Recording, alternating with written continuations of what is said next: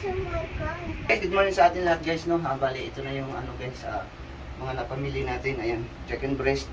Ayan. Ito guys. Tsaka itong, ayan, itlog.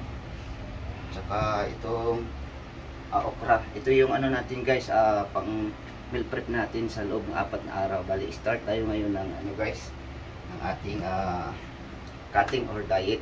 20 days lang yung ating diet guys. Ayan. Tsaka ito yung itlog na almusal natin. Yan. So guys, yung mga napamili natin. Ayan. Mas maaga tayong magising para makapamalingkit tayo mas maaga. Ngayon, every luto natin dito guys is 800 grams. Bali, nagkakahalaga to ng 1,000 pesos yung 4 kilos na natin chicken breast. So ito naman okra yan. Ganun lang guys. At abangan nyo guys, no? At ano tayo, may sasampahan tayong laro ng mga susunod na araw. Okay. Pag ganyan naman ma.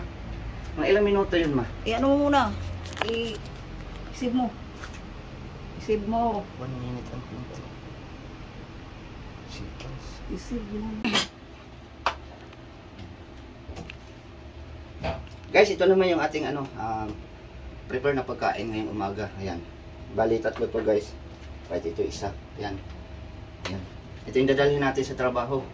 At bali, 4 ito na meal natin. Tapos yung add tayo ng add tayo ng 8 pieces na eggs. Bali, 1 kilo tong chicken natin guys. Yan, okra. Yan, start tayo ng ngayon, diet. Ayan, ito yung ating pagkain. Yan. Basic lang guys yung pagkain natin. Yan, ulit-ulit lang to. Bali, 20 days lang tayo magda-diet. Ito.